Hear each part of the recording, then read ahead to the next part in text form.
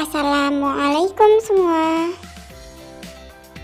Kami dari kelompok 4 akan membawakan materi tentang hipnotik, sedatif, dan stimulansia dengan dosen pengampu Ibu Apoteker Mira Febrina MSc.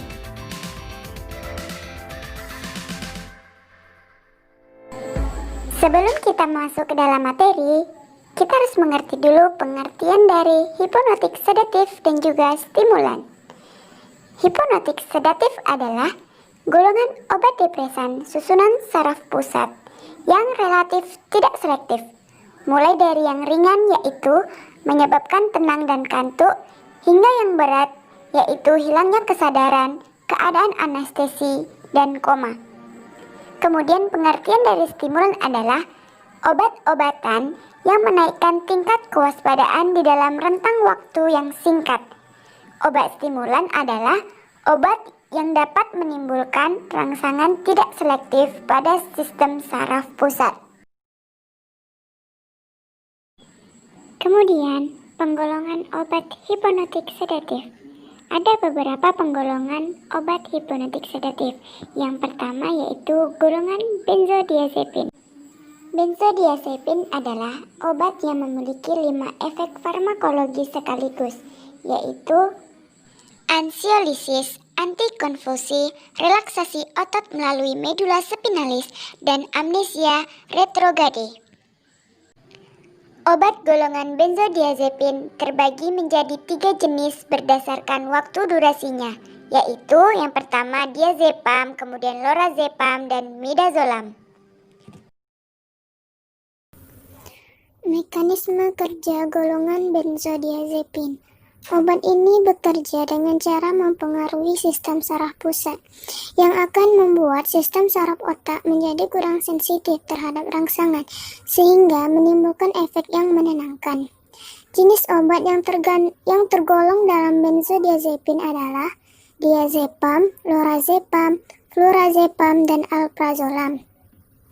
Kemudian diazepam.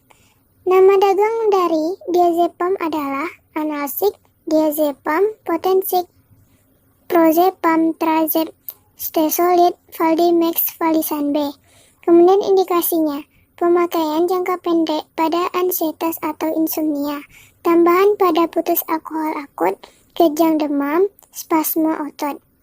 Kemudian efek sampingnya, mengantuk, kelemahan otot, ataksia, RX paradoksial dalam agresi, gangguan mental, amnesia, ketergantungan, depresi pernapasan. Aturan pakai. Minumlah diazepam sesuai anjuran dokter.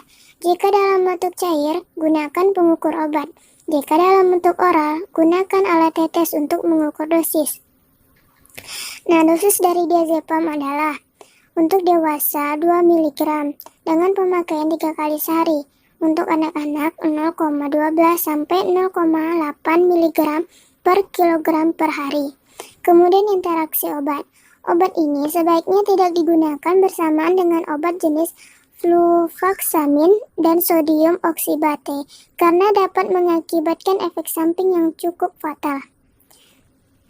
Beritahu dokter jika mengalami glukoma, susah nafas ketika tidur, dan gangguan pada otot.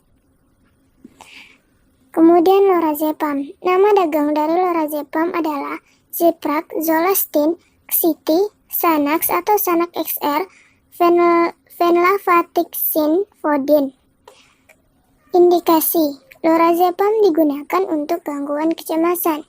Efek samping dari lorazepam adalah mengantuk, pusing, susah tidur, otot lemah, hilang keseimbangan, mudah lelah, amnesia, mual, muntah, perubahan nafsu makan, mudah marah, dan ruam pada kulit. Aturan pakai. Selalu ikuti anjuran dari dokter atau baca petunjuk di kemasan sebelum penggunaan. Obat ini bisa dikonsumsi dengan atau tanpa makanan. Kemudian dosis. Dosis untuk persiapan operasi. Untuk dewasa itu 2-4 mg sebelum operasi. Untuk lansia setengah dosis dewasa. Untuk anak-anak 0,5 sampai 2,5 mg per kilogram BB sebelum operasi. Nah, untuk yang gangguan kecemasan, untuk yang dewasa 1-4 mg per hari. Untuk yang lansia setengah dosis dewasa. Untuk yang insomnia, dewasa 1-2 mg sebelum tidur. Untuk lansia setengah dosis dewasa. Interaksi obat. Jangan gunakan obat ini apabila alergi terhadap obat golongan benzodiazepin. Jangan minum alkohol saat secara bersamaan dengan obat ini. Hindari meminum obat yang dapat menarik efek mengantuk. Obat ini harus diminum sesuai dengan resep.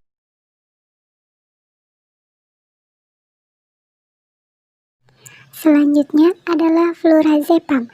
Nah, jadi indikasi dari flurazepam adalah insomnia tapi penggunaan dalam jangka pendek. Efek samping dari flurazepam adalah antaksia dan bingung terutama untuk pasien lansia, vertigo, amnesia, dan ketergantungan. Dosis flurazepam itu dewasa 15-30 mg menjelang tidur malam hari dan lansia 15 mg. Tapi tidak dianjurkan untuk anak-anak ya. Aturan pakai, konsumsi obat ini hanya melalui mulut dengan atau tanpa makanan sesuai petunjuk dokter. Biasanya sih di malam hari sebelum tidur. Nah, interaksi obat. Jangan gunakan obat yang memiliki efek mengantuk secara bersamaan karena akan memperparah efek kantuk. Konsultasikan kepada dokter apabila akan meminum flurazepam bersamaan dengan obat lain. Selanjutnya alprazolam. Nah, alprazolam ini merek dagangnya ini ada alprazolam, Frisitas, Sanax, Zipras, Atarax, Opizolam, dan Zolastin. Indikasinya untuk mengatasi gangguan kecemasan, panik karena sifatnya yang sedatif dan efeknya yang cepat. Dosisnya dewasa itu 0,25 sampai 0,5 mg 3 kali sehari. Lansia 0,25 mg 2 sampai 3 kali sehari. Nah, efek sampingnya jadi alprazolam ini punya efek samping yaitu kantuk, mudah lupa, sakit kepala, mual, sembelit, pusing, dan perubahan suasana hati. Aturan pakainya, baca cara pemakaian alprazolam terlebih dahulu. Obat ini dikonsumsi dengan makan atau tanpa makanan. Jangan mengonsumsi makanan berlemak tinggi karena akan meningkatkan resiko efek samping. Interaksi obatnya, hindari penggunaan alprazolam dengan obat anti jamur tertentu seperti intraconazole dan ketoconazole. Hindari penggunaan bersamaan dengan Sanax karena akan memberikan peningkatan efek kantuk. Kemudian golongan barbiturat. Nah, kalau tadi udah membahas golongan. Nah, kalau tadi sebelumnya udah membahas golongan benzodiazepin, sekarang lanjut kita membahas golongan barbiturat. Barbiturat telah banyak digantikan dengan benzodiazepin yang lebih aman, pengecualian fenobarbital yang memiliki antikonvulsi yang masih banyak digunakan. Obat golongan barbiturat terbagi menjadi 4 jenis berdasarkan waktu durasinya, yaitu yang pertama aksi lama, durasi 6 jam, contohnya fenobarbital dan mepobarbital. Yang kedua aksi sedang, durasi 3-5 jam, contohnya amobarbital. Yang ketiga aksi pendek, durasi 2 jam, contohnya secobarbital dan pentobarbital. Nah, yang terakhir aksi ultra pendek, durasinya cuma 30 menit, contohnya tiopental. Kemudian mekanisme kerja golongan barbiturat. Mekanisme kerja barbiturat searah dengan benzodiazepin, yaitu bekerja secara terhadap kanal CL, tetapi dengan cara memperpanjang durasi pembentukan kanal CL.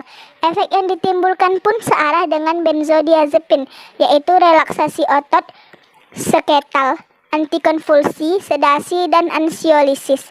Barbiturat merupakan depresan yang lebih hebat daripada benzodiazepin karena pada dosis yang lebih tinggi, barbiturat meningkatkan konduktansi Cl secara langsung dan menurunkan sensitivitas membran pasca sinapsis neuron terhadap transmitter eksitasi.